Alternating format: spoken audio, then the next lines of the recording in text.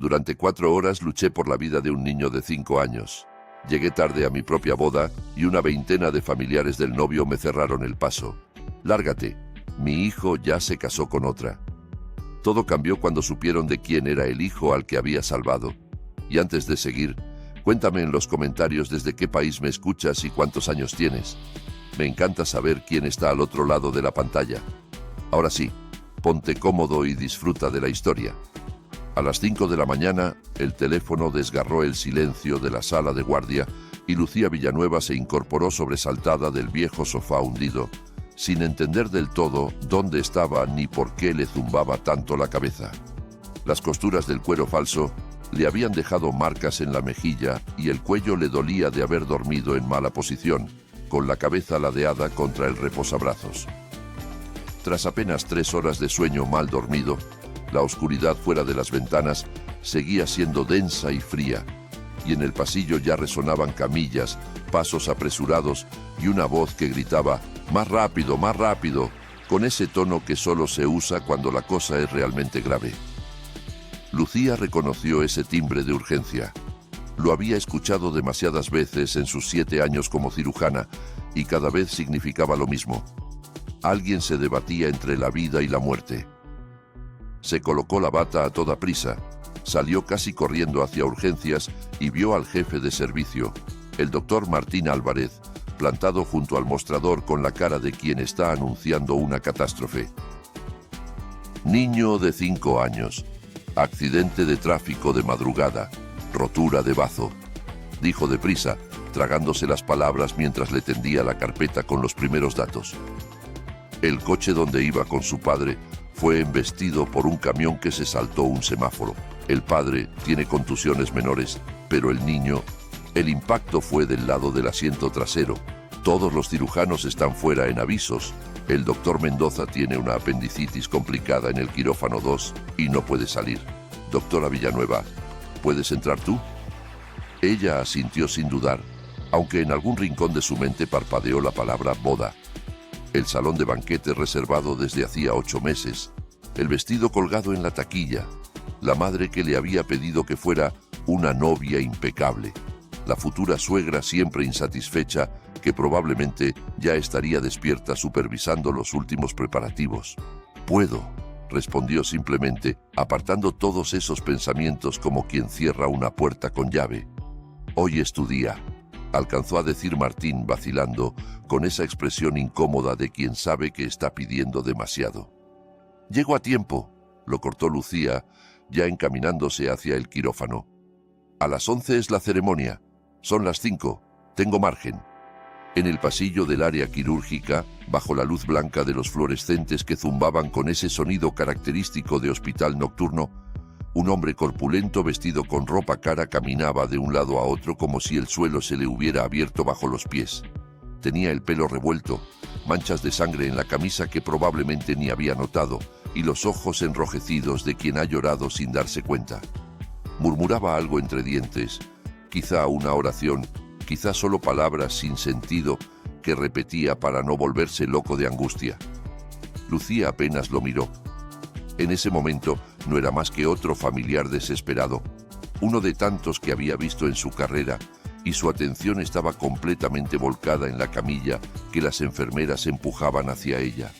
Sobre ella, el niño estaba tan pálido por la hemorragia que parecía hecho de cera.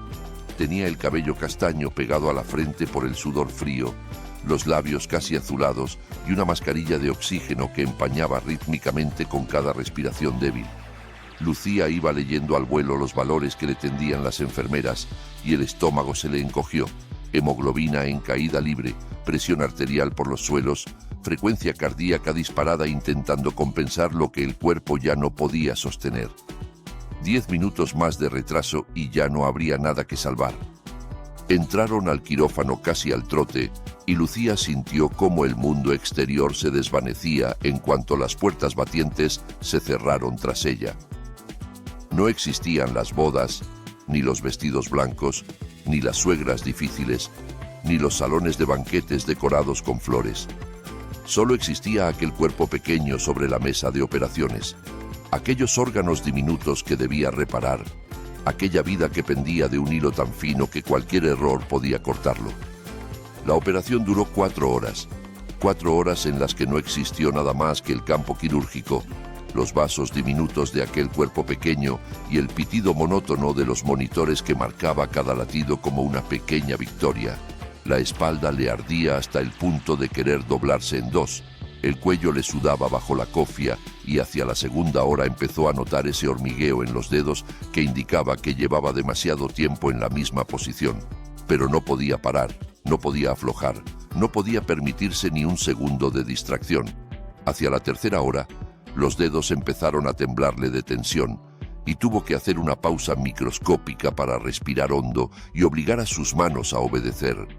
Se acordó de su padre, de cómo le decía cuando era niña: Lucía, las manos de un cirujano son su alma. Cuídalas como si fueran de oro. Pensó en él, muerto hace 10 años junto a un torno de fábrica sin que nadie pudiera salvarlo, y eso le dio fuerzas para seguir. Se obligó a pensar solo en esos vasos rotos que debía suturar milímetro a milímetro, con la precisión que había pulido durante años de residencia, de guardias interminables, de noches sin dormir estudiando anatomía pediátrica. Hubo un momento, hacia la mitad de la operación, en que la presión del niño cayó tan bruscamente que el anestesista levantó la vista con alarma y Lucía sintió que el corazón se le paraba. «No te vayas», pensó, dirigiéndose mentalmente a aquel niño al que ni siquiera conocía. «No te vayas ahora, aguanta un poco más». Trabajó más rápido, con movimientos precisos pero urgentes, localizando el vaso que sangraba y pinzándolo antes de que la situación se volviera irreversible. Cuando el monitor volvió a mostrar cifras estables, Lucía soltó el aire que no sabía que había estado conteniendo. La enfermera instrumentista la miró por encima de la mascarilla con una expresión que decía «bien hecho», sin necesidad de palabras. Cuando el anestesista dijo por fin «la tensión se ha estabilizado, el pulso es regular, creo que lo hemos conseguido», Lucía soltó el aire tan hondo que sintió que no había respirado en todo ese tiempo. Le temblaban las rodillas bajo la bata quirúrgica y tuvo que apoyarse discretamente en el borde de la mesa para no tambalearse. En el pasillo, mientras se quitaba la mascarilla y los guantes con movimientos mecánicos de puro agotamiento, Martín Álvarez le dio una palmada en el hombro. «Muy bien, Villanueva, le has arrancado a ese niño de las manos a la muerte. Ahora corre a tu boda, que ya llevas retraso». Lucía miró el reloj de la pared y sintió un vuelco en el estómago. Eran las 9:15 de la mañana. La ceremonia era a las 11, pero había quedado con su madre y las damas de honor a las 9 para los últimos preparativos. Ya llegaba tarde. La enfermera Irene la alcanzó en la sala de médicos y le puso el teléfono en la mano con expresión preocupada. La pantalla estaba llena de llamadas perdidas de números desconocidos, seguro familiares de Andrés que ya estarían reunidos en el salón de banquetes, esperando a la novia. Había también 3 llamadas de su madre, 2 de Andrés, y varios mensajes de texto que no se atrevió a leer. «Te han llamado como 20 veces», murmuró Irene, con una mezcla de pena y respeto. «Ya sabes, hoy». Llevan un rato insistiendo. «Gracias», respondió Lucía, guardándose el teléfono en el bolsillo sin devolverlo. No devolvió ninguna llamada. Por teléfono no se podía explicar nada y, además, no había tiempo. Cada segundo que perdiera hablando era un segundo menos para llegar. Se vistió allí mismo, en la sala de guardia, con las manos todavía temblorosas por la adrenalina de la operación. Abrochó los botones del vestido de novia con los dedos rígidos por el cansancio, peleándose con los pequeños corchetes de la espalda que parecían haberse multiplicado desde la última prueba. El vestido era sencillo, sin crinolinas ni pedrería, de un blanco roto que favorecía su tono de piel. Lo había elegido así a propósito, para poder ponérselo sola sin ayuda, y ahora agradecía su propia previsión con una intensidad casi dolorosa. Recordó cómo Regina, su futura suegra, había fruncido el ceño cuando lo vio por primera vez. ¿No es demasiado sencillo para una Suárez?, había preguntado con ese tono que usaba para disfrazar los insultos de preguntas inocentes. Lucía había sonreído y no había contestado, pero por dentro había pensado: es mi boda, no la tuya. No quedaba ni un minuto para maquillaje. Se recogió el pelo en una coleta baja que ocultaba lo mejor posible los mechones rebeldes que se le habían soltado durante la operación. Se pasó unas toallitas húmedas por la cara para disimular las huellas de las 4 horas de quirófano y el sudor que se le había acumulado bajo la cofia, y salió corriendo al aparcamiento hacia su coche viejo, un utilitario con más de 10 años que chirriaba al frenar, pero que, por suerte, arrancó a la primera. Durante el trayecto desde el Hospital Clínico Regional hasta el Hotel del Centro, Lucía ensayaba en la cabeza la explicación para Regina Suárez, la madre de Andrés, que incluso en sus mejores días la miraba como a un estorbo, como a un obstáculo molesto en la vida de su hijo tan valioso. Desde el principio de su relación con Andrés, Regina había dejado claro que Lucía no era lo que esperaba para su hijo. Un médico de familia habría sido mejor, había comentado una vez durante una cena, alguien con horarios normales, que pueda atender a su marido como es debido. Lucía había apretado los dientes y sonreído, como hacía siempre, confiando en que el tiempo y su conducta intachable acabarían ganándose el respeto de aquella mujer. Andrés lo entenderá. Se repetía mientras cambiaba de carril entre el tráfico de la mañana, esquivando autobuses y taxis con la habilidad de quien conoce cada atajo de la ciudad. Él mismo me ha dicho 1000 veces que está orgulloso de mi trabajo, que se casó con una cirujana y que eso le llena de orgullo. Se pondrá de mi lado, lo hemos hablado tantas veces. Sabe que esto puede pasar, que las urgencias no avisan, que la medicina es así. Lo creía tan firmemente, con esa fe ciega que solo da el amor, que cuando vio el grupo de gente delante de la puerta del hotel, su primera idea fue: me están recibiendo, han salido a esperarme. Solo cuando Regina dio un paso al frente, con los brazos cruzados sobre el pecho y el rostro contraído en una mueca de furia apenas contenida, y detrás se alinearon el hermano mayor de Andrés, Sergio, la tía Leonor con su permanente perfecta y su collar de perlas, y una quincena de parientes más, todos arreglados para la ocasión, todos con el mismo gesto hostil grabado en la cara, entendió que no era una bienvenida, era un muro. Hemos gastado casi $20,000 en esta boda y tú, ¿dónde demonios estabas? La voz de Regina temblaba de furia contenida, aguda como un cristal a punto de romperse. ¿Te crees la más lista de aquí? ¿Piensas que puedes hacer lo que te dé la gana? Todos esperando como tontos, el novio avergonzado delante de los invitados, los camareros sin saber qué hacer y la señorita desaparecida. Lucía bajó del coche sintiendo las piernas flojas, como si hubiera corrido un maratón. El vestido se le había arrugado durante el trayecto y tenía una pequeña mancha en el dobladillo que no sabía de dónde había salido. Había una operación de urgencia, contestó esforzándose por mantener la calma aunque por dentro le temblara todo, aunque quisiera gritar que acababa de salvar una vida, que había hecho algo importante, algo que merecía respeto y no reproches. Un niño de 5 años llegó a las 5 de la mañana con el bazo roto por un accidente de tráfico. Si no hubiera entrado, habría muerto. No había nadie más. Todos los cirujanos estaban ocupados o fuera. Me da igual tus operaciones, la cortó Regina con un gesto de desprecio, agitando la mano como si espantara una mosca. Siempre tienes excusas, que si la guardia, que si la operación, que si tu disertación esa que a nadie le importa, que si el congreso, que si la formación. Escoges el mejor momento, ¿no te parece? Justo hoy, justo el día de tu boda. ¡Qué casualidad! Un médico también tiene que entender ciertas cosas, intervino Sergio, avanzando con la pose de quien está acostumbrado a que su palabra sea ley, con ese aire de superioridad que Lucía había aprendido a reconocer en los 3 años que llevaba aguantándolo. Hay prioridades en la vida. El día de la boda es el día de la boda, no se puede posponer ni cancelar por capricho. Dejar plantado a mi hermano delante de los invitados, delante de toda la ciudad, es una vergüenza para la familia Suárez. ¿Tienes idea de lo que van a decir de nosotros? Lucía lo miró fijamente, sin pestañear. No fue un capricho, fue una emergencia médica, un niño de 5 años.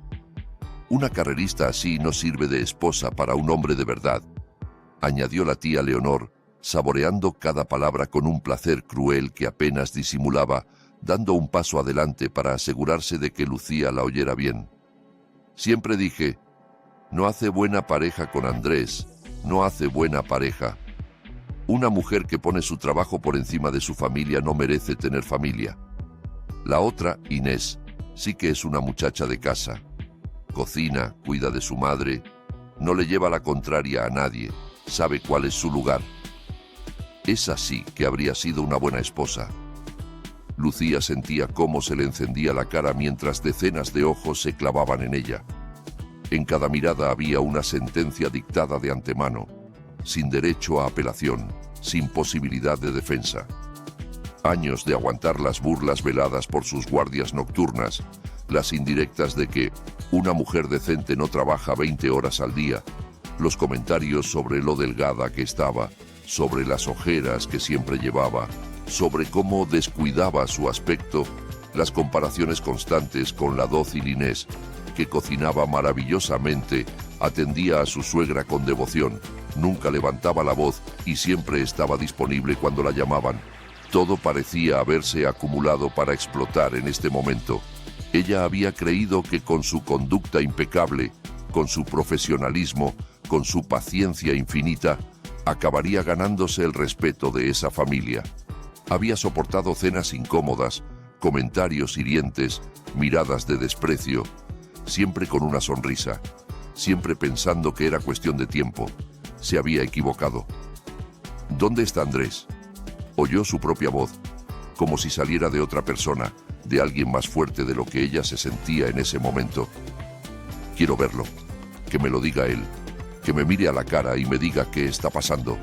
Regina soltó una carcajada aguda, hiriente, que resonó en el aire de la mañana como el graznido de un cuervo. Mi hijo ya intercambió los anillos con una chica que sí entiende lo que es una familia y el respeto, dijo, saboreando cada sílaba como si fueran golosinas. Una que no abandona a su marido por gente extraña en un hospital, una que sabe que su lugar está al lado de su esposo y no cortando gente en un quirófano. Se casaron hace media hora. Ya está hecho. Del salón de banquetes llegaban la música, las voces del maestro de ceremonias anunciando algo que Lucía no alcanzaba a distinguir, los brindis, las felicitaciones entusiastas, los aplausos. Allí dentro había una fiesta, allí se reían los invitados con sus copas de champán, allí el hombre que debía ser su esposo estaba de pie junto a otra mujer, probablemente sonriendo para las fotos, probablemente fingiendo que esto era lo que siempre había querido. Lucía se quedó inmóvil, incapaz de moverse, incapaz de procesar lo que estaba oyendo. El mundo se volvió borroso, como si mirara todo a través de un cristal empañado por la lluvia. Sintió que el suelo se movía bajo sus pies, que las voces llegaban de muy lejos, amortiguadas y reales.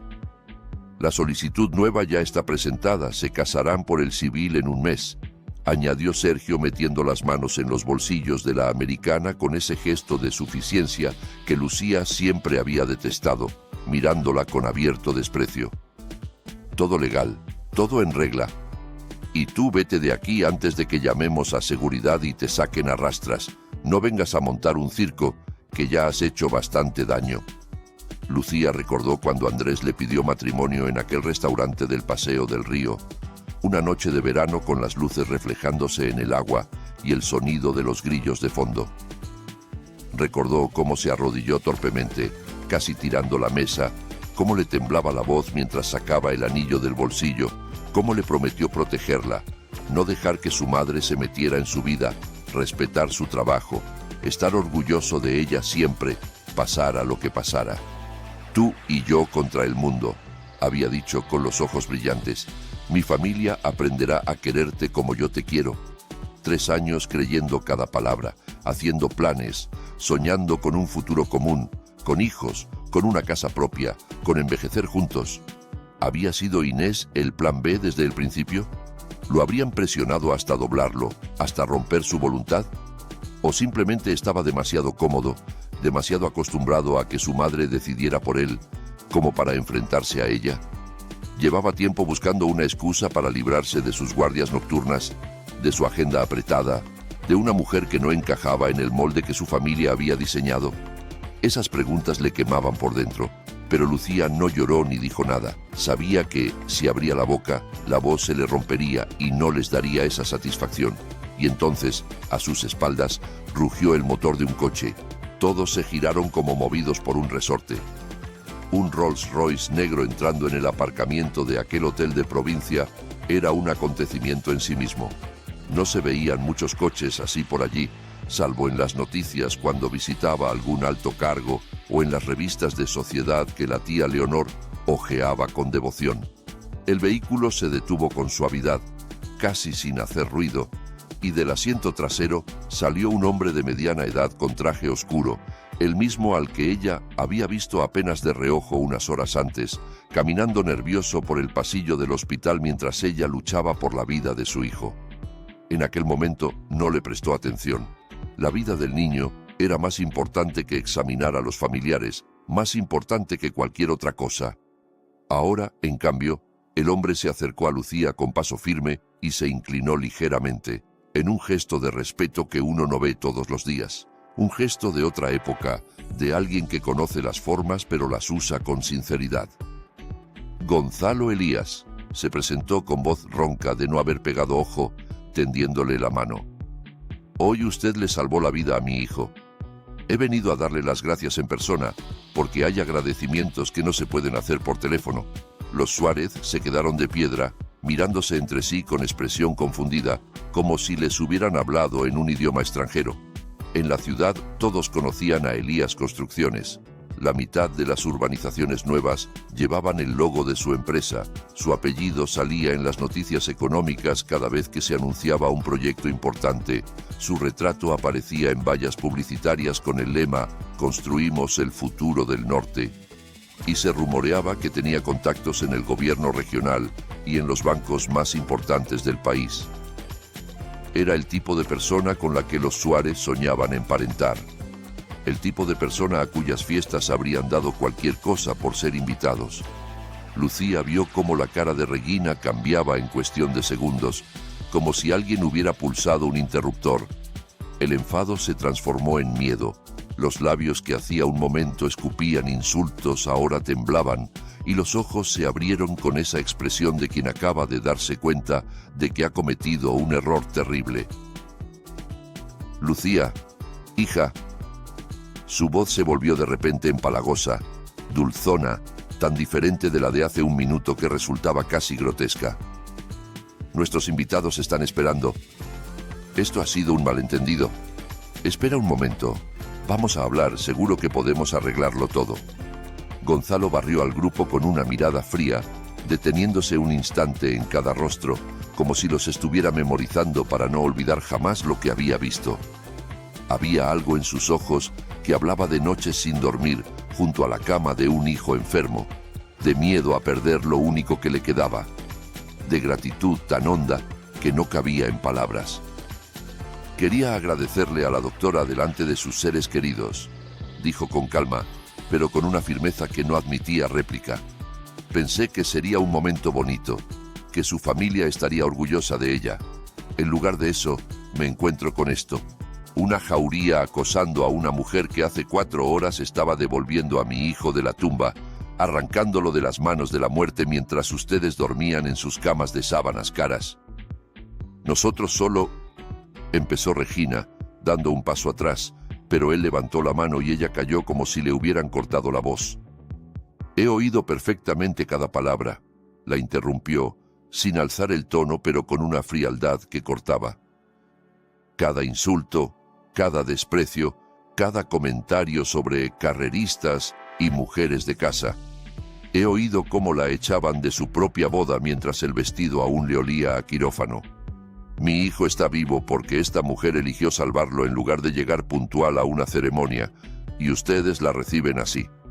Doctora, usted no tiene por qué quedarse aquí ni un segundo más. Si quiere, la llevo a donde me diga. Mi coche está a su disposición.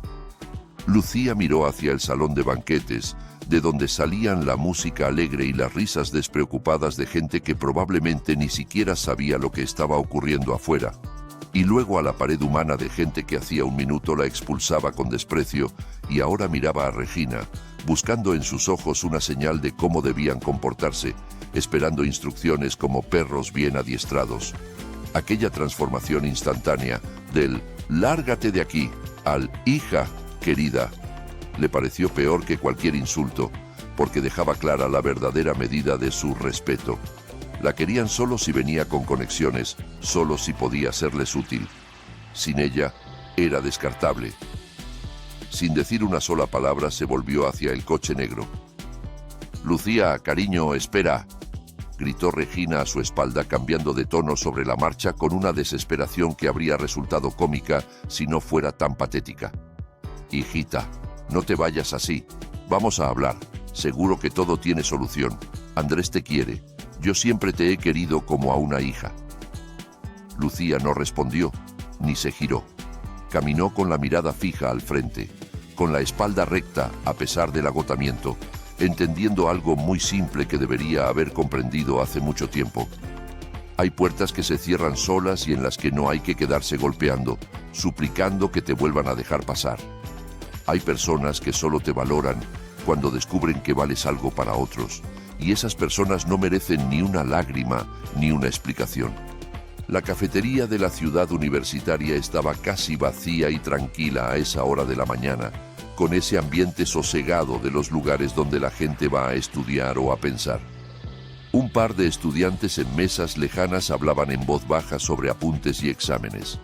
Fuera los árboles se mecían con el viento de primavera y sus hojas nuevas brillaban al sol. Y todo aquel mundo sereno resultaba irreal, después de lo ocurrido una hora antes, como si perteneciera a otra dimensión donde las bodas no se cancelaban y los novios no traicionaban. Gonzalo pidió 2 cafés, esperó a que la camarera se alejara arrastrando los pies y dejó un sobre grueso sobre la mesa, entre las 2 tazas humeantes. «Son $10.000», dijo sin rodeos mirándola a los ojos. «Es menos que la vida de un hijo, mucho menos, pero al menos acepte algo en señal de gratitud. Sé que no se puede pagar lo que hizo, pero déjeme intentarlo». Lucía negó con la cabeza sin siquiera tocar el sobre, apartándolo suavemente hacia él. «No puedo aceptarlo. Soy médica. Mi trabajo es salvar vidas. Para eso estudié 7 años. Para eso hago guardias. Para eso sacrifico fiestas y bodas y noches de sueño. Si convierto eso en un mercado y cobro por cada operación por fuera del sueldo, mi conciencia se vuelve mercancía. Y sin conciencia, ¿qué clase de médico sería? Solo una técnica con bisturí, sin alma». Él guardó el sobre sin ofenderse. Solo asintió con una mirada donde había más respeto que en muchos discursos grandilocuentes, más admiración que en 1000 cumplidos vacíos. «Supe en el hospital que hoy era su boda», explicó, removiendo el café con la cucharilla aunque no le había puesto azúcar. «Una enfermera me lo comentó mientras esperaba noticias de Mateo, así se llama mi hijo. Pensé ir al banquete, decir unas palabras delante de sus invitados, contar lo que había hecho por mi familia, que todos supieran qué clase de mujer es usted, que la aplaudieran como se merece. Llegué y encontré lo que encontré». Lucía dejó escapar una sonrisa amarga, la primera desde que había salido del quirófano.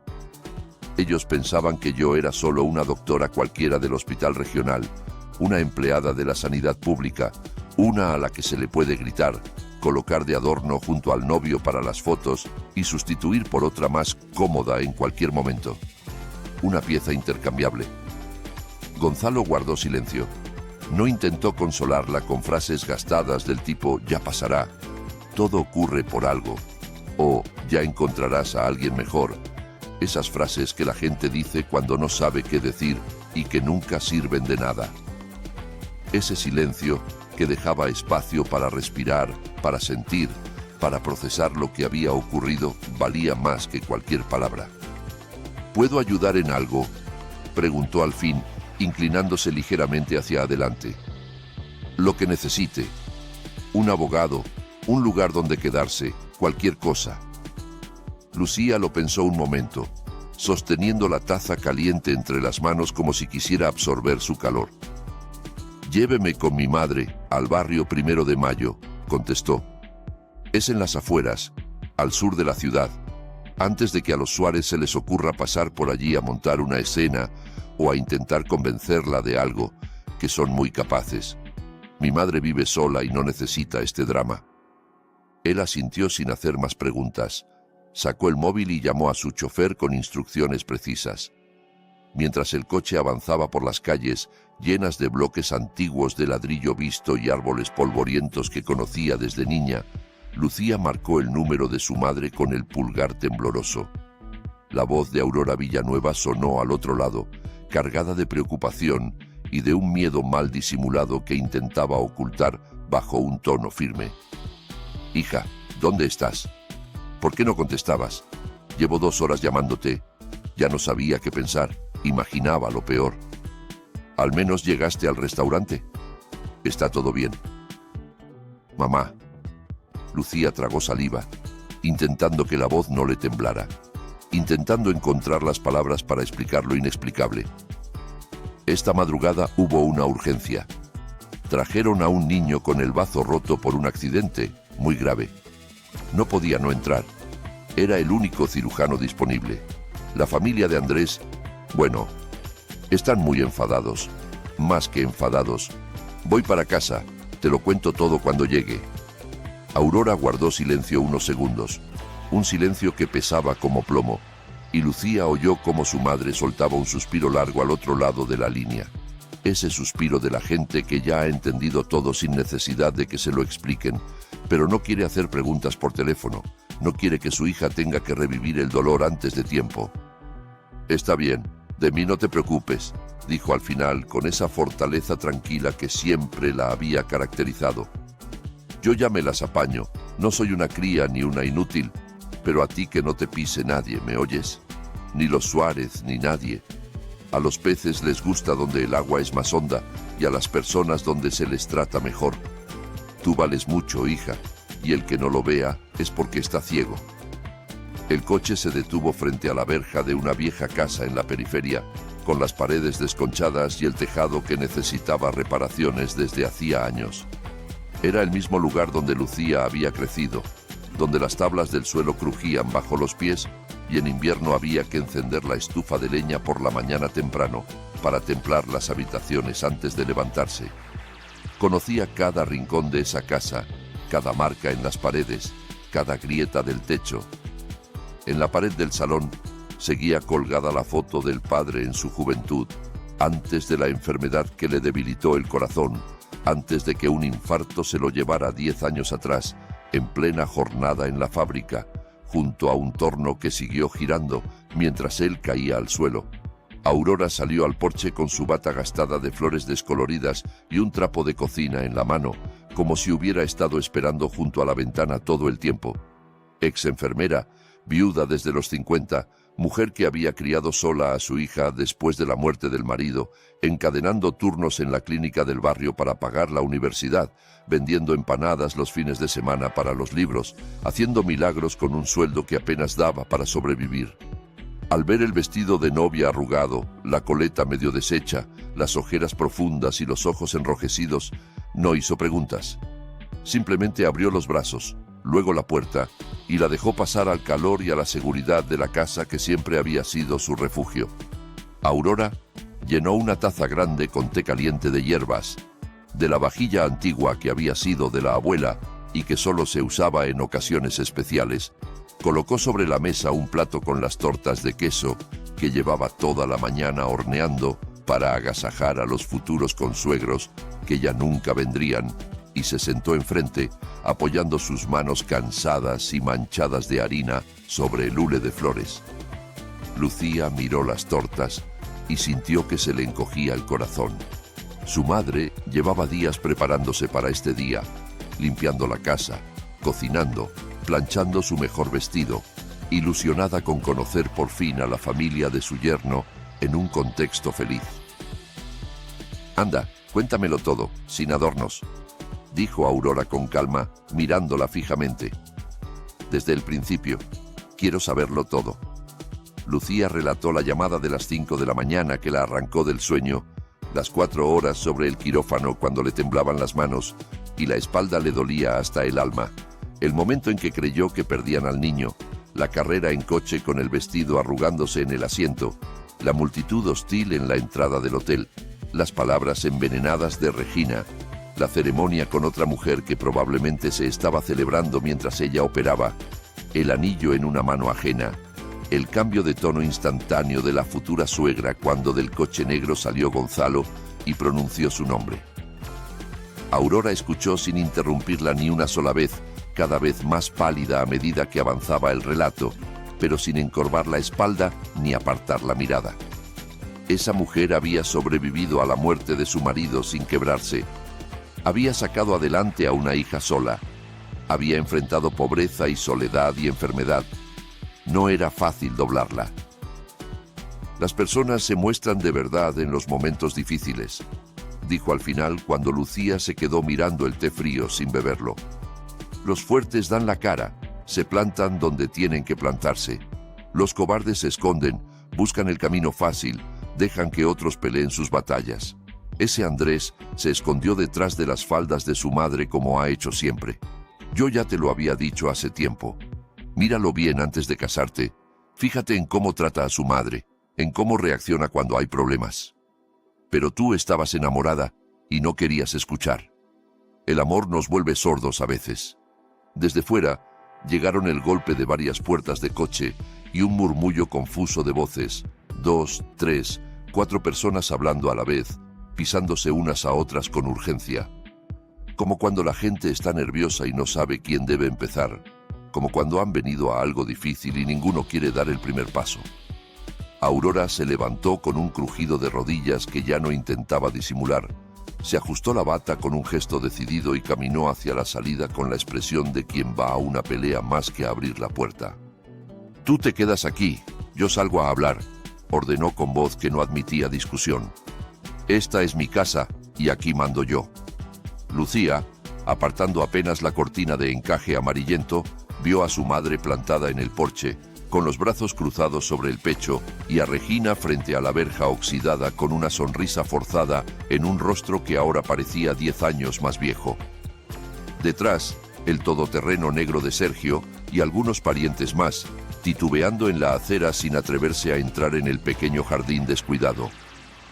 La ex-suegra balbuceaba algo sobre disculpas, sobre un malentendido terrible, sobre cómo siempre había querido a Lucía como a una hija propia, prácticamente de la familia desde el primer día, y lo mucho que la valoraba, insistiendo en que todo había sido un tremendo malentendido, un momento de nervios, cosas que se dicen sin pensar.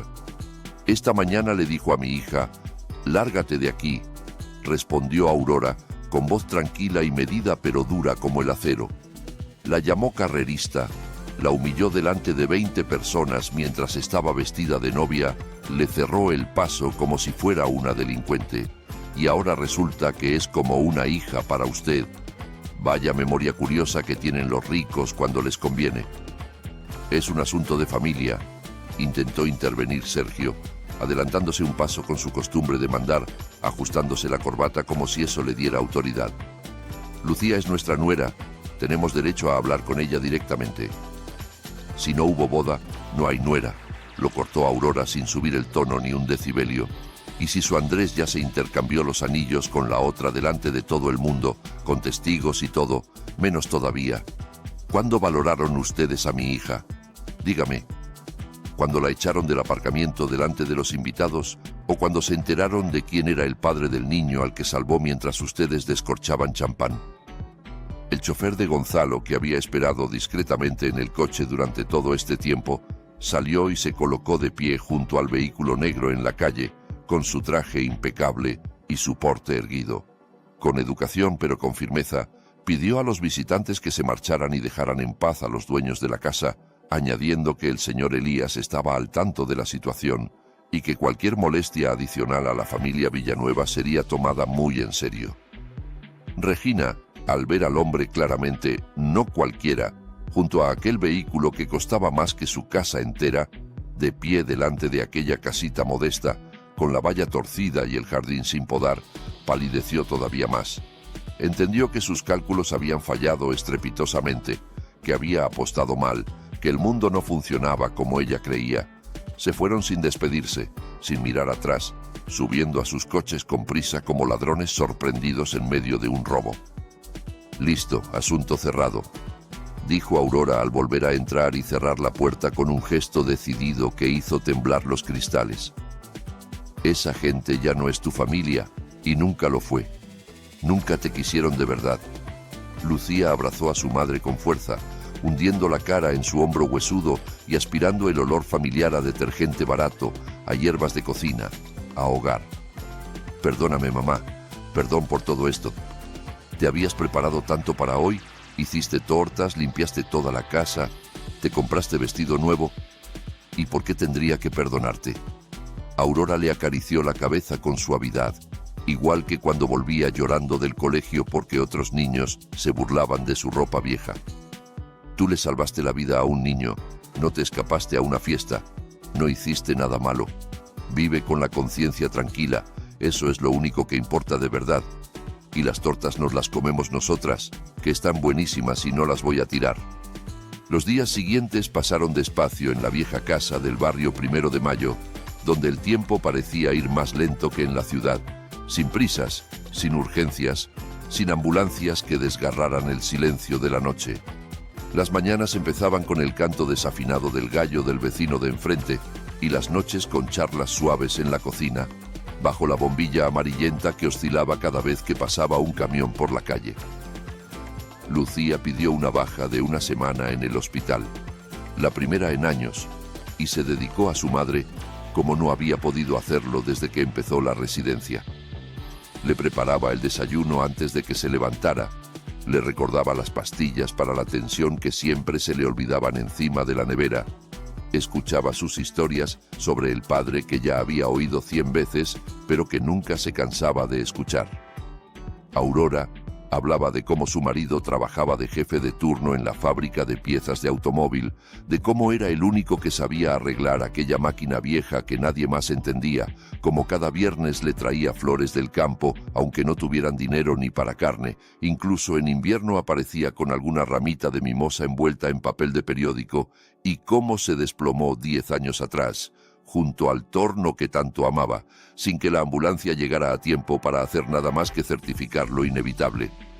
En el barrio, la noticia de la boda cancelada se había extendido más rápido que cualquier red social, saltando de balcón a balcón, de tendero a cliente, de vecina a vecina.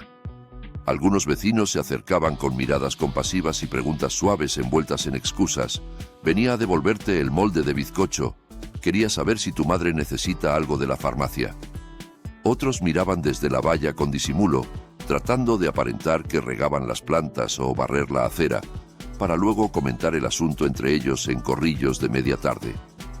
Aurora respondía a todos con la misma franqueza norteña que la había caracterizado toda su vida. «Mi hija hizo lo que tenía que hacer. Salvó a un niño al que le quedaban minutos de vida. Es cirujana, es lo que hace, es su trabajo y su vocación.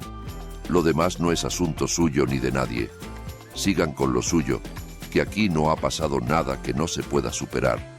El teléfono de Lucía no paraba de sonar, vibrando sobre la mesilla de noche a todas horas. Números desconocidos que probablemente eran parientes lejanos queriendo enterarse de los detalles, el de Regina que aparecía una y otra vez con insistencia de Moscardón, el de Sergio, parientes lejanos de los Suárez, a los que casi ni recordaba de las pocas reuniones familiares a las que había asistido.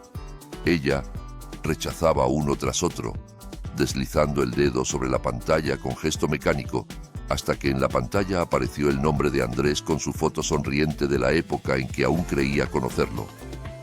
Dudó un instante, mirando las letras luminosas que parpadeaban en la oscuridad de la habitación, el pulgar suspendido sobre el botón verde. Al final, más por curiosidad que por esperanza, descolgó. «Lucía». Su voz sonaba ronca, acelerada, con un matiz de desesperación que ella nunca le había oído en 3 años de relación. «Por favor, escúchame. Sé que no tengo derecho a pedirte nada, pero escúchame un momento. Mamá se puso histérica cuando pasó la hora y no aparecías. Empezó a gritar, a decir que la habías humillado, que qué iban a pensar los invitados. Lo de la ceremonia con Inés fue solo para calmarla, para que no le diera algo. No significa nada real. Fue un paripé, una actuación. Podemos anularlo del civil, ya he hablado con un abogado. No quiero perderte. Si no significa nada, lo interrumpió ella, sorprendida de lo firme y lo calmada que se oía su propia voz, como si perteneciera a otra persona más fuerte. ¿Por qué le pusiste el anillo a otra mujer delante de 100 invitados? ¿Por qué dijiste los votos? ¿Por qué no saliste a buscarme, a llamarme, a preguntar qué había pasado? Él calló un segundo, y en ese silencio Lucía escuchó todo lo que necesitaba saber. Me obligaron, dijo al fin con esa voz de niño regañado que usaba siempre que quería evadir responsabilidades. Mamá dijo que no soportaría la vergüenza delante de toda la familia. Se llevaba la mano al pecho. Sergio decía que había que hacer algo ya. Inés estaba allí esperando desde hacía meses por si acaso. No supe qué hacer. ¿Dónde estabas tú mientras yo operaba 4 horas a un niño que se moría?, preguntó Lucía, y esta vez el silencio al otro lado pesó más que cualquier excusa, más que cualquier palabra que pudiera inventar. En casa, admitió. No sabía qué hacer. Mamá gritaba. Sergio me decía que esperara, que seguro te habías arrepentido. Inés llegó con su vestido. Lucía cerró los ojos y respiró hondo antes de continuar. Lo que tenías que hacer era venir al hospital y esperar en la puerta del quirófano. Estar allí. Demostrar que te importaba, que me apoyabas, que eras el hombre que decías ser. Elegiste quedarte en casa escuchando a tu madre y ponerle el anillo a otra. Yo no culpo a tu madre, Andrés. Tu madre es lo que es y siempre lo ha sido. Te culpo a ti, que prometiste protegerme y huiste a la primera dificultad. Dame otra oportunidad, suplicó con la voz quebrada. Voy a cambiar, te lo prometo. Voy a enfrentarme a mi madre. Voy a ser el hombre que necesitas. Solo dame una oportunidad más. La oportunidad se acabó cuando escogiste el camino fácil, dijo ella, y sintió que con esas palabras cerraba una puerta que llevaba meses entreabierta. Cuídate, Andrés. Colgó antes de que él pudiera responder y se quedó mirando la pantalla apagada durante un largo rato. No sintió alegría ni deseo de revancha, solo una especie de alivio extraño, un vacío tranquilo en el lugar donde antes dolía cada vez que pensaba en él, donde antes vivían la esperanza y el amor por un hombre que no era quien ella había creído. Era como sacarse una astilla que llevaba años clavada. Dolía un momento y luego solo quedaba el alivio. Una tarde, cuando el sol empezaba a caer sobre los tejados pintando el cielo de naranja y rosa, Gonzalo llegó sin chofer, en un todoterreno normal y corriente, sin ostentación ninguna, con una camisa sencilla de cuadros y una bolsa grande de supermercado llena de carne de primera, verduras frescas del mercado, fruta variada y hasta una caja de buen té importado que debía costar lo que Aurora gastaba en una semana. Aurora lo observó desde la puerta con la mirada escrutadora de una mujer que ha visto muchas cosas en la vida, que ha conocido hombres buenos y malos, que ha aprendido a distinguir las intenciones detrás de los gestos y que no se deja impresionar por regalos caros ni por coches lujosos. Quería conocerlas bien, explicó él, dejando la bolsa sobre la mesa de la cocina con naturalidad, como si fuera algo que hacía todos los días. Saber si necesitan ayuda en algo, si hay algo que pueda hacer. La valla de afuera está medio caída, la vi cuando llegué. Puedo mandar a gente mañana mismo a arreglarla, no es molestia ninguna. ¿Y qué intenciones tienes?, preguntó Aurora sin rodeos, cruzándose de brazos y mirándolo directo a los ojos sin pestañear. No me vengas con cuentos ni con rodeos. Soy sencilla y pobre, pero me gusta tener las cosas claras desde el principio. Si vienes a comprar a mi hija con regalos, ya puedes ir dándote la vuelta. No intento comprar a nadie, contestó él con la misma franqueza, sosteniendo su mirada sin apartar los ojos. El dinero no sirve para eso, y el que crea que sí, no ha entendido nada de la vida. Solo pienso que, en los momentos difíciles, a veces hace falta alguien de fuera que ayude, sin condiciones y sin cobrar nada a cambio, sin esperar nada. Su hija salvó a mi niño, lo arrancó de la muerte cuando ya no había esperanza, y yo vi cómo la echaban de su propia boda como si fuera basura. No estuvo bien. Quiero estar cerca, si ella me lo permite. Si no me lo permite, me iré y no volveré a molestar. Aurora se fijó en sus manos mientras hablaba, grandes, con callos en las palmas, con pequeñas cicatrices de quien ha trabajado con ellas, manos de alguien que conocía el trabajo físico, aunque ahora firmara contratos millonarios, no las manos delicadas de un señorito que nunca había tocado nada más duro que un bolígrafo.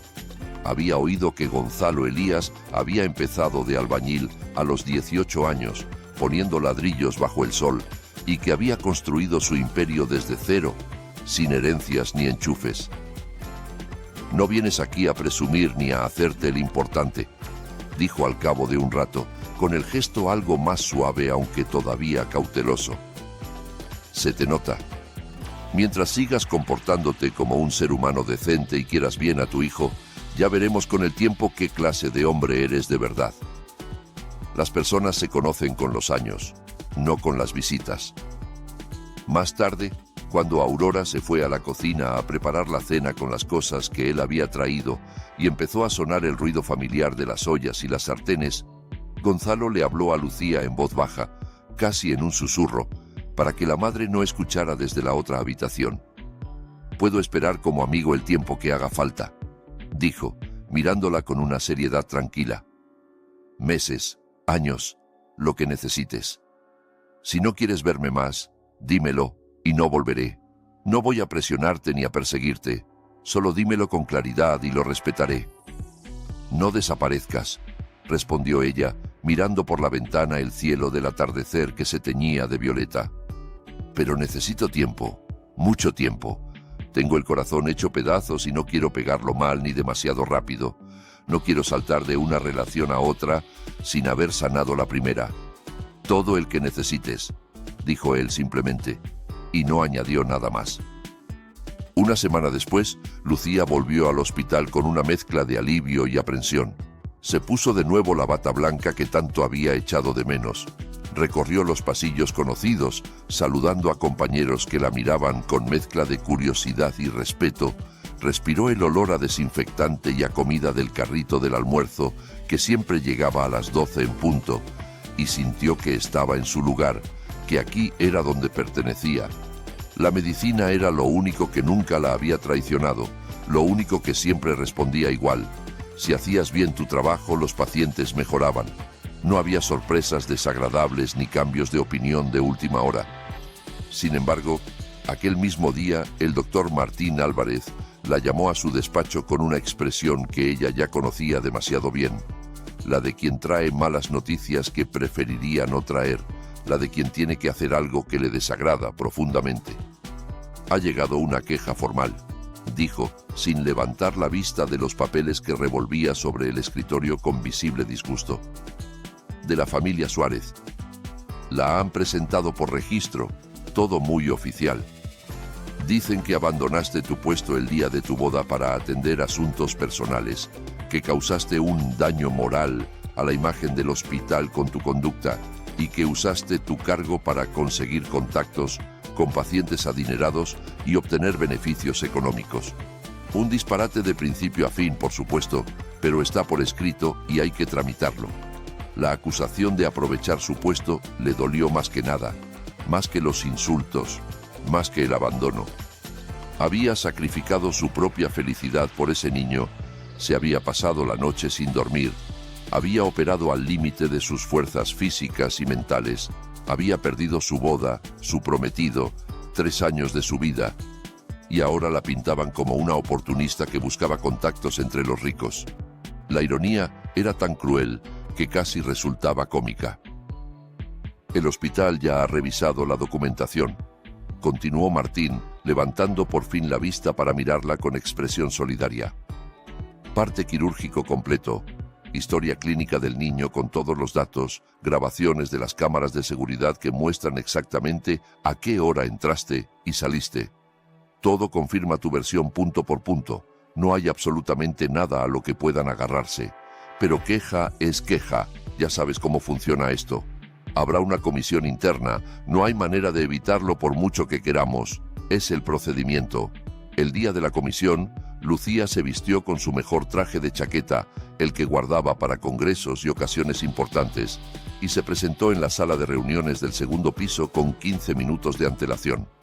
En la sala se sentaron el director del hospital, el doctor Ramírez, con sus gafas de cristal grueso que le daban aspecto de búho, representantes del sindicato médico con sus carpetas llenas de normativas, el abogado del centro, un hombre calvo y meticuloso que tomaba notas de todo, y Sergio Suárez, en representación de la familia del exnovio que había insistido en asistir para velar por los intereses de los afectados. Sergio se quedó en un rincón de la sala, sin atreverse a mirar a Lucía a la cara ni una sola vez, balbuceando frases incoherentes sobre el honor de la familia Suárez y el daño causado a su reputación, sin aportar ni una sola prueba concreta de supuesta negligencia, ningún documento, ningún testigo, aparte de sus propias palabras repetidas una y otra vez como un disco rayado. Cada vez que el abogado del hospital le pedía evidencias específicas, Sergio se ponía colorado y cambiaba de tema. Lucía relató con calma la cronología completa de aquella madrugada, desde la llamada de las 5 de la mañana hasta el momento en que salió del quirófano y se cambió para ir a su boda, y mencionó que el padre del paciente, Gonzalo Elías, podía confirmar absolutamente todo como testigo presencial. En cuanto oyó ese nombre resonar en la sala, Sergio bajó la cabeza bruscamente y ya no abrió la boca en lo que quedaba de reunión, hundido en su silla como si quisiera desaparecer. La decisión de la comisión fue unánime y contundente. Las acciones de la doctora Villanueva se correspondían plenamente con su deber profesional y con la ética médica más elemental. La queja era infundada, carente de todo fundamento fáctico, y no se le daba curso. Al salir del despacho del director, Lucía notó que las piernas le temblaban, no de alegría ni de triunfo, sino de pura fatiga y de los nervios acumulados durante semanas de incertidumbre. Era una batalla absurda que no había buscado, una guerra que no había empezado ella, una venganza mezquina de gente que no soportaba haber quedado en evidencia. Gonzalo la esperaba en la entrada del hospital, apoyado en su coche con la tranquilidad de quien tiene todo el tiempo del mundo. ¿Se aclaró todo?, preguntó, adivinando la respuesta por su expresión, pero queriendo oírlo de sus labios. Sí, archivaron la queja, asintió ella, permitiéndose una pequeña sonrisa de alivio. Desestimada por falta de fundamento. Perfecto. Vámonos a comer algo decente, dijo él abriendo la puerta del copiloto. Ya está bien de esas croquetas recicladas del buffet del hospital y de sándwiches de máquina. Lucía se rió por primera vez en semanas con una risa limpia, desde el fondo del pecho, una risa que la sorprendió a ella misma. Es usted muy práctico, señor Elías, dijo mientras subía al coche. Todo lo resuelve con «vamos a comer». Cuando uno tiene hambre no piensa bien, respondió él arrancando el motor. Y tú tienes demasiadas cosas en qué pensar como para hacerlo con el estómago vacío. Primero la comida, luego los problemas. 2 semanas más tarde, cuando la vida parecía empezar a recuperar cierto ritmo hecho de guardias, operaciones programadas y tardes tranquilas en casa de Aurora tomando té y viendo telenovelas, Andrés la esperó a la salida de la puerta de personal del hospital. Estaba más delgado que la última vez, con ojeras marcadas que le ahuecaban las mejillas y una chaqueta arrugada que, en otros tiempos, jamás se habría puesto para salir a la calle porque mamá no lo aprobaría. ¿Qué van a pensar los vecinos? Parecía haber envejecido 5 años en pocas semanas. Mamá está ingresada en cardiología en el hospital de la Avenida Libertad. Empezó a hablar atropellado, acercándose a ella antes de que pudiera esquivarlo. Está con el corazón hecho polvo. Le han encontrado una arritmia seria, llora todo el tiempo y dice que todo es culpa suya. Inés se fue a otra ciudad la semana pasada, no aguantó la presión, ni las peleas, ni el escándalo. Retiramos la solicitud del registro civil, está todo cancelado oficialmente. Elijo estar contigo, Lucía. Ahora te elijo a ti. Déjame demostrártelo. Ella lo miró como se mira a un desconocido con el que creíste que pasarías la vida, como se mira una foto antigua de alguien que ya no reconoces. No sentía odio, ni dolor punzante, ni siquiera lástima, solo una extraña distancia, como si hubiera un cristal grueso entre los dos que amortiguaba todo.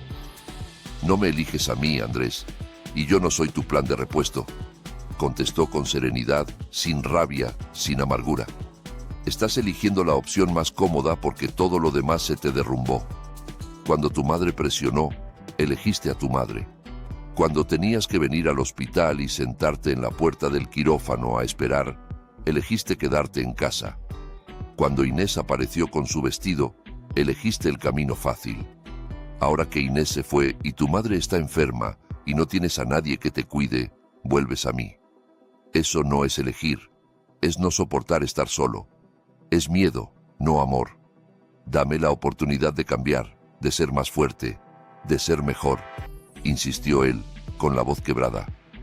Puedo aprender, puedo enfrentarme a mi familia, puedo ser el hombre que necesitas. Hay cosas que se pueden cambiar con esfuerzo, Andrés, y otras que no, dijo ella con suavidad, casi con compasión. Hay momentos que, si los dejas pasar, no vuelven jamás, se van para siempre. Ese momento fue la mañana de nuestra boda, cuando elegiste quedarte en casa mientras yo luchaba por una vida. Cuando me pusiste segunda en la lista de prioridades, detrás de tu madre, detrás de tu comodidad, detrás de todo. Ese momento ya pasó y no hay manera de recuperarlo. ¿Tienes a alguien?, preguntó, con una desesperación que rayaba en lo patético. ¿Es por eso? ¿Hay otro? Lucía no mintió ni se justificó, ni sintió necesidad de dar explicaciones. Eso ya no tiene importancia. Lo que haya o deje de haber en mi vida ya no es asunto tuyo. Se dio la vuelta y caminó hacia la verja del hospital sin mirar atrás, sintiendo su mirada clavada en la espalda como un peso que se hacía más ligero con cada paso. Para cuando llegó a la calle principal, ya respiraba mejor. 2 semanas después de aquella última conversación con Andrés, Aurora tuvo una crisis hipertensiva que la dejó sin habla durante varios minutos aterradores. La ambulancia se la llevó a toda prisa con las sirenas encendidas. La tensión se había disparado tanto que apenas podía articular palabras, y los paramédicos intercambiaban miradas preocupadas que Lucía conocía demasiado bien por su trabajo. Pasó la noche entera junto a su cama en el área de medicina interna, sujetándole la mano arrugada y contando cada respiración, cada pitido del monitor, cada movimiento bajo las sábanas. No llamó a nadie, no quería molestar, ni dramatizar, ni crear alarma innecesaria. Aún así, por la mañana temprano, cuando el sol apenas empezaba a filtrarse por las persianas, Gonzalo apareció en la habitación con un termo de caldo de pollo casero que olía a hogar, una bolsa de fruta fresca y 2 cafés humeantes. Una enfermera del turno de noche, al parecer, se lo había cruzado en el pasillo cuando él preguntaba por Lucía y le había contado lo sucedido. ¿Cómo lo supo?, preguntó Lucía, levantándose de la silla dura y fría en la que había pasado la noche con la espalda dolorida. Eso no importa ahora, respondió él, dejando las cosas sobre la mesilla con cuidado de no hacer ruido. ¿Cómo está ella? La tensión ya se estabilizó. Los médicos dicen que está fuera de peligro, contestó frotándose los ojos enrojecidos. Pero nos dio un buen susto. Por un momento pensé... No terminó la frase, pero no hacía falta. Él no hizo preguntas incómodas, no se puso a dar consejos médicos ni a opinar sobre tratamientos. Solo dejó el termo en la mesilla, abrió las cortinas para que entrara un poco de luz y le dijo a Aurora, que lo miraba desde la cama con sorpresa y con los ojos todavía nublados por la medicación. Recupérese pronto. Lucía no sabe estar sin usted, y yo no sé estar sin verla sonreír. Aurora sonrió apenas, con las comisuras de los labios temblorosos. Parece un hombre sensato, comentó cuando él se marchó discretamente para dejarlas descansar. No un charlatán de esos que prometen el oro y el moro y luego desaparecen. No habla de más, me gusta eso. Cuando dieron el alta a Aurora una semana después, con una bolsa llena de medicamentos nuevos y una larga lista de indicaciones, Gonzalo invitó a ambas a comer a su casa en la urbanización Pinar del Lago para celebrar dos cosas: que Aurora estaba mejor y que Mateo se había recuperado completamente del accidente y corría ya por el jardín sin recordar siquiera la UCI, las agujas ni el miedo. El chalet resultó grande pero acogedor, sin esa ostentación hortera de nuevos ricos que Lucía había imaginado en un empresario de la construcción. Una casa sólida de ladrillo rojo en una parcela amplia con pinos altos que daban sombra, una terraza de madera con vistas al lago artificial de la urbanización, un columpio en el jardín que chirriaba agradablemente con el viento. El niño salió disparado hacia la puerta en cuanto oyó el coche, con el pelo revuelto y las rodillas manchadas de hierba.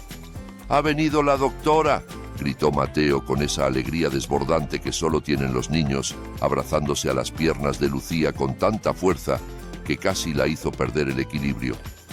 ¡Papá, papá! ¡Ha venido la doctora que me curó la barriga! Mateo, deja respirar a la doctora, lo regañó Gonzalo con voz suave, en la que ahora se notaba una ternura que Lucía no le había escuchado antes, una ternura de padre que ha estado a punto de perder lo que más quiere.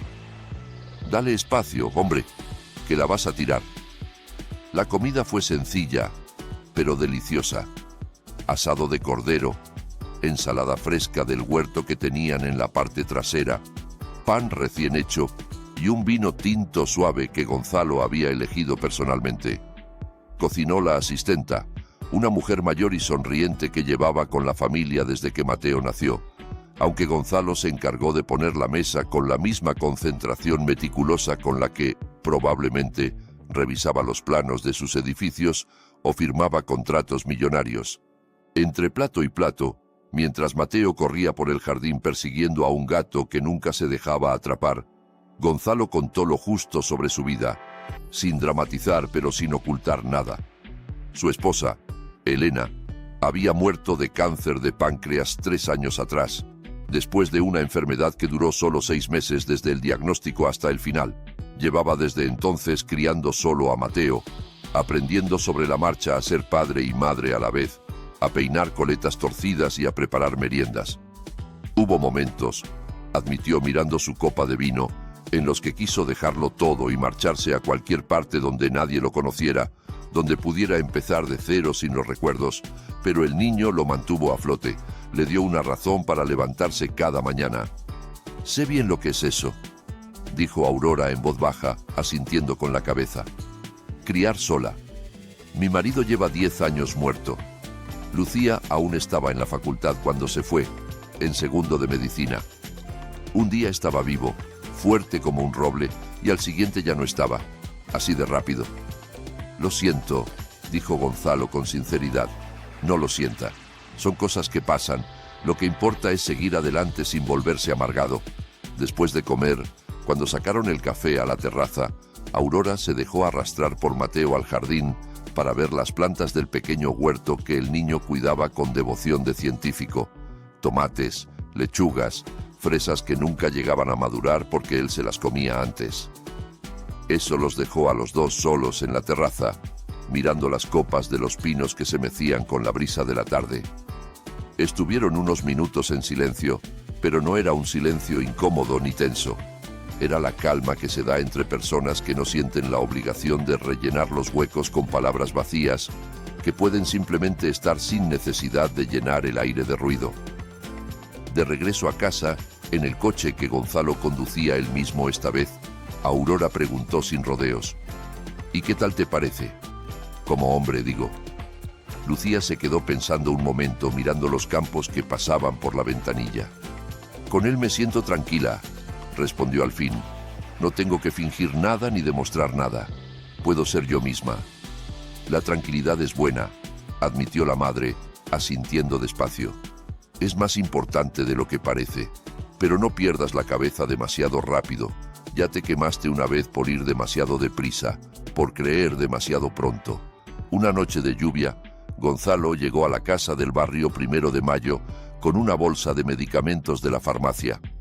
Aurora había comentado casi al pasar durante la comida del domingo anterior mientras hablaban de otra cosa, que en la farmacia del barrio no había encontrado las pastillas para la tensión en la dosis adecuada y que tendría que ir al centro a buscarlas cuando dejara de llover.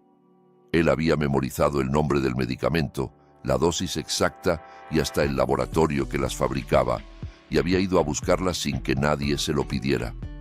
Aurora aceptó las medicinas con un gracias escueto, pero luego lo sentó a la mesa de la cocina, bajo la bombilla amarillenta, mirándolo con la seriedad de un tribunal de la Inquisición. «¿Qué quieres de mi hija?», preguntó directamente, sin preámbulos ni cortesías. «Háblame claro.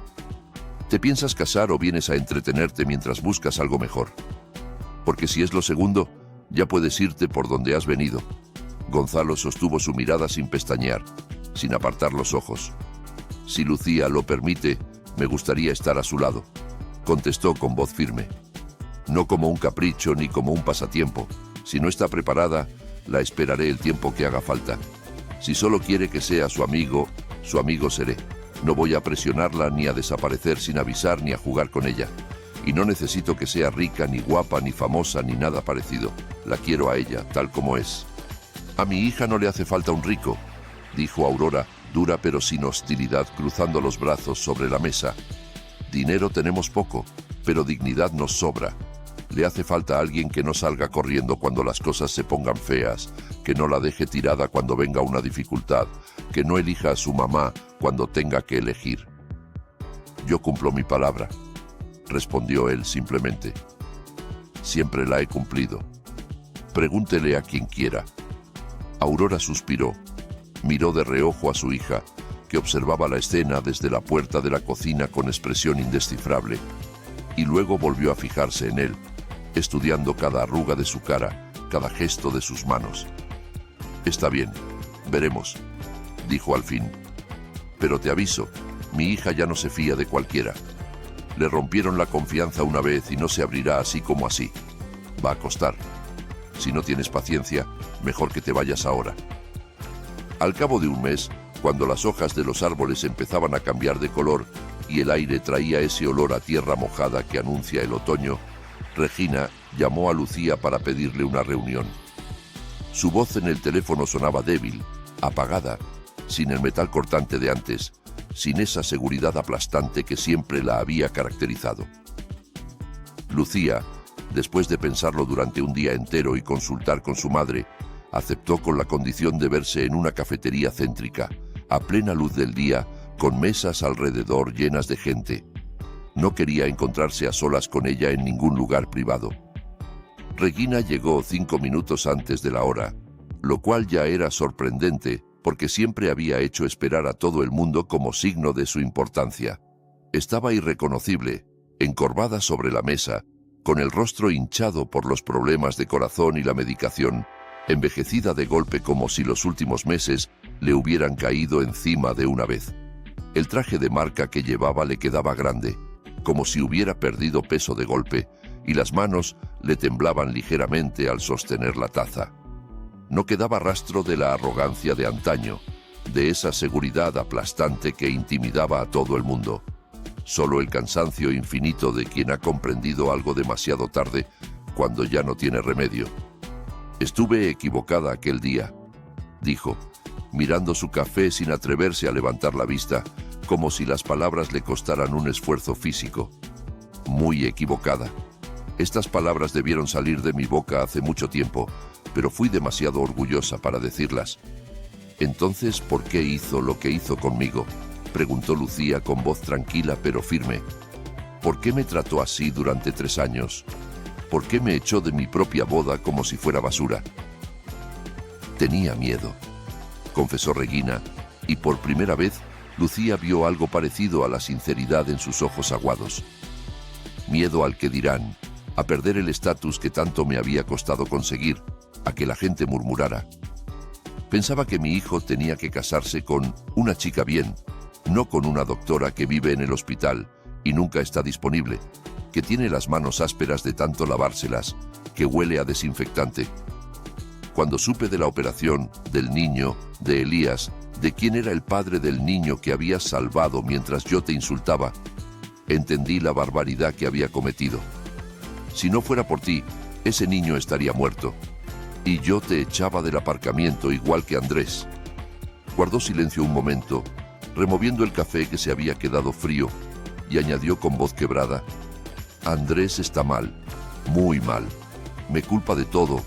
Dice que le arruiné la vida, que por mi culpa perdió a la única mujer que lo quería de verdad. Pidió traslado a otra ciudad. Se va el mes que viene. No me habla, no me mira. Inés no volvió ni volverá. Y yo, no te pido que todo vuelva a ser como antes.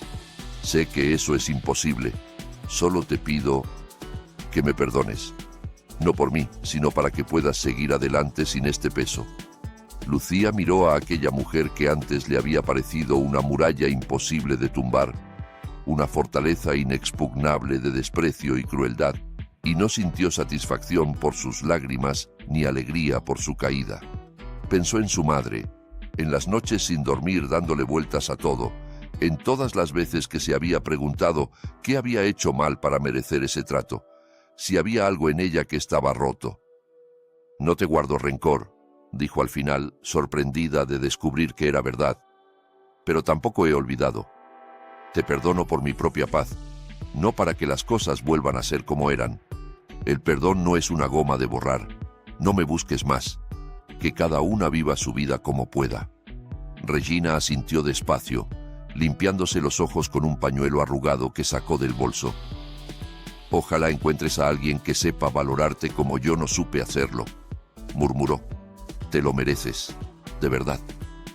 Se levantó con dificultad, dejó dinero sobre la mesa para pagar los 2 cafés y se fue arrastrando los pies como una anciana, aunque apenas tendría 60 años. Lucía se quedó un rato más en la cafetería, mirando por la ventana, sintiendo algo parecido a la liberación. Poco después, una tarde gris de principios de noviembre, Andrés fue a despedirse a la casa del barrio 1 de Mayo antes de irse a su nuevo destino en otra ciudad, a 500 kilómetros de allí. Lucía lo encontró junto a la verja oxidada, más flaco que nunca, con una barba de varios días que antes jamás se habría permitido, su maleta ya en el maletero del coche de alquiler y la misma chaqueta arrugada de las últimas veces. Parecía un náufrago a punto de embarcarse hacia ninguna parte. «Me voy», dijo, sin intentar entrar en el jardín, respetando la frontera invisible de la verja. Quería despedirme como personas, sin reproches ni peleas, solo despedirnos. Aurora salió al porche al oír voces, y lo miró largo rato, con esa mirada suya que parecía ver a través de la gente. «Vayas donde vayas, vive con la conciencia tranquila y no hagas daño a la gente», le dijo al fin, sin crueldad, pero sin calor. «Aprende de lo que pasó». Él asintió sin decir nada, luego se volvió hacia Lucía con los ojos brillantes. «Espero que seas feliz, de verdad, te lo mereces más que nadie que conozco, lo digo en serio». «Y yo espero lo mismo para ti», respondió ella, y descubrió que también lo decía en serio. No hubo lágrimas, ni reproches, ni escenas dramáticas, solo 2 personas que habían caminado juntas 3 años, que habían compartido sueños y planes y noches de insomnio, y que ahora simplemente tomaban caminos distintos hacia destinos separados.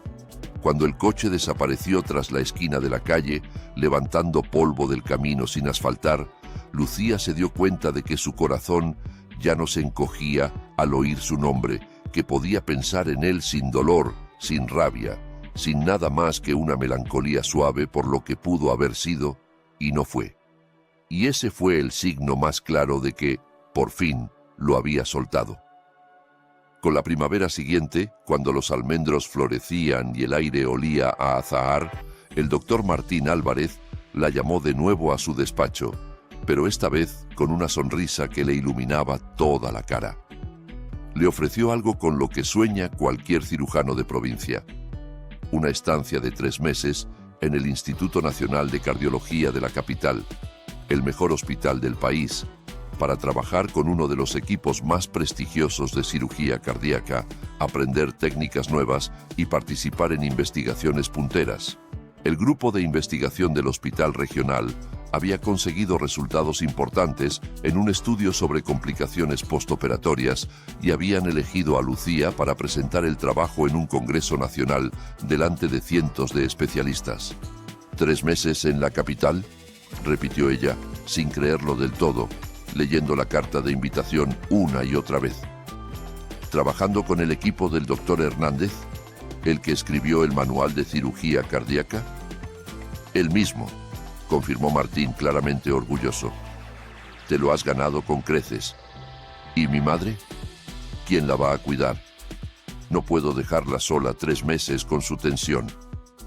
Decídelo tú, respondió Martín. Pero oportunidades así no se repiten. Pasan una vez en la vida y si las dejas escapar, no vuelven. Aurora reaccionó exactamente como era de esperar, con ese pragmatismo norteño que no admitía sentimentalismos ni excusas. Vete, hija. Yo me arreglo perfectamente sola. No soy una cría ni una inválida. Si pasa algo, Gonzalo está cerca y tiene mi número. Ya me ha dicho que me llama todos los días si hace falta, dijo agitando la mano como espantando moscas. No voy a ser yo quien te ate de pies y manos y te quite una oportunidad así. Ni se te ocurra quedarte por mí. Gonzalo fue todavía más escueto cuando ella le contó la noticia, mirándola con esa calma suya que resultaba contagiosa. Haz lo que tienes que hacer, dijo simplemente. Yo no pienso irme a ninguna parte. Estaré aquí cuando vuelvas. Los 3 meses en la capital fueron una prueba de fuego, tanto para ella como para ese vínculo aún frágil entre los dos, tan nuevo que todavía no tenía nombre.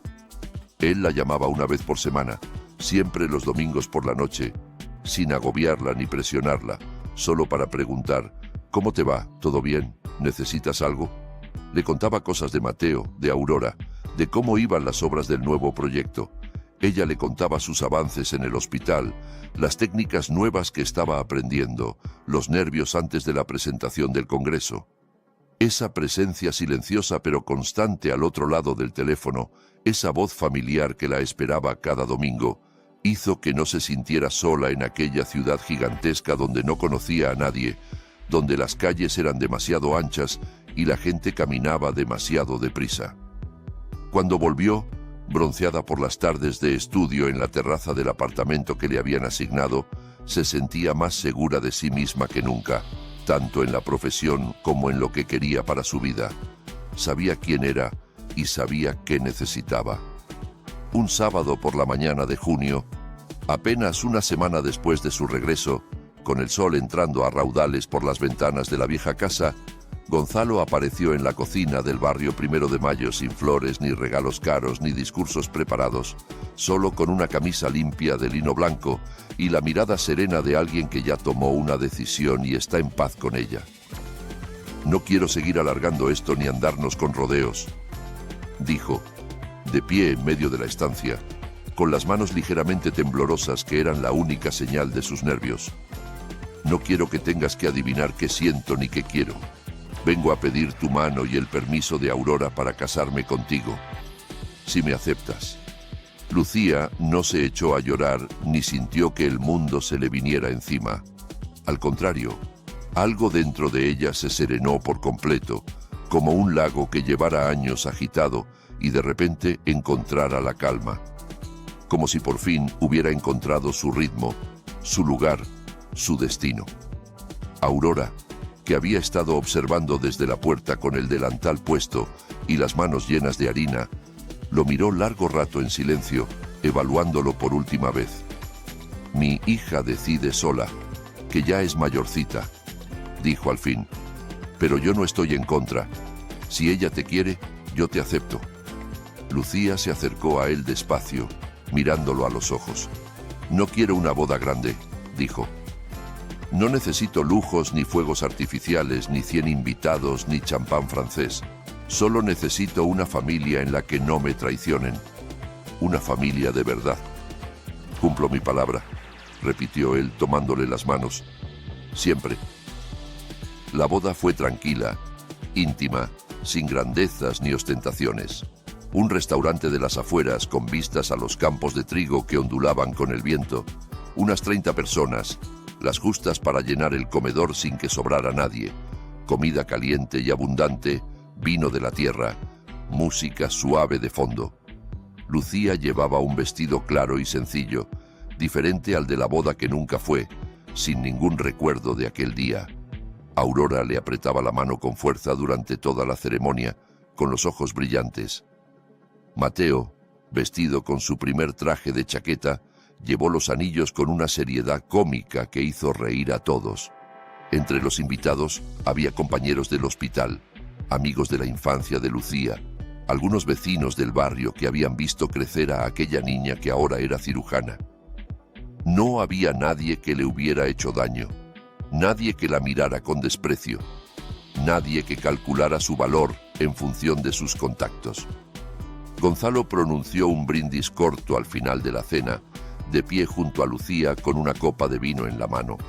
«No soy bueno con los discursos, nunca lo he sido», admitió, provocando algunas risas. «Pero prometo una cosa, volver cada noche a casa. Pase lo que pase, volver siempre a casa. Estar donde tengo que estar. Y eso es junto a esta mujer y junto a mi hijo».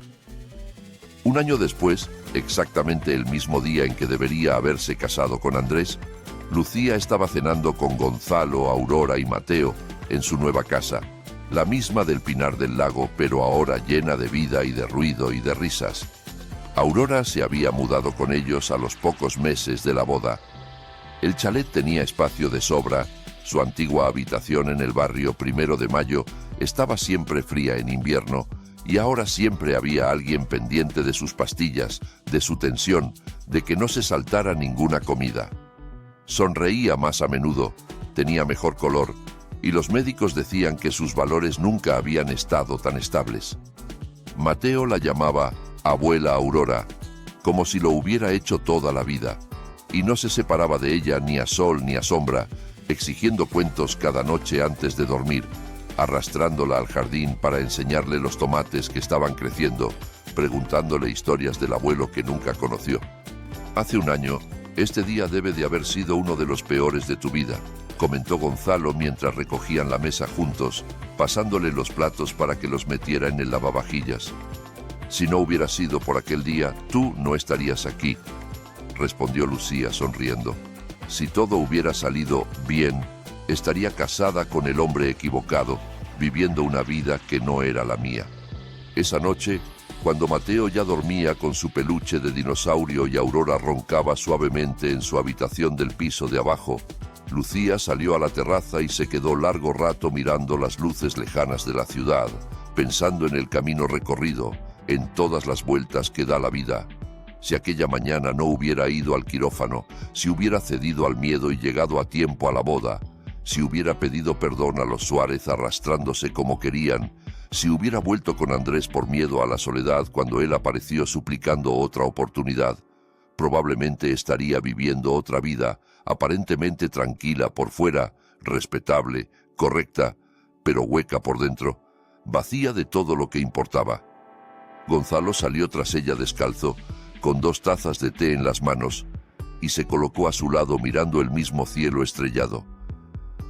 «¿En qué piensas?», preguntó, ofreciéndole una de las tazas. «En cómo una puerta que se cierra puede abrir otra mejor», respondió ella, aceptando el té y dándole un sorbo. «En cómo las peores cosas que nos pasan a veces resultan ser las mejores. Si no me hubieran echado de aquella boda, si no hubiera perdido todo lo que creía querer, nunca habríamos estado aquí, nunca te habría conocido de verdad». Él le tomó la mano libre y no dijo nada.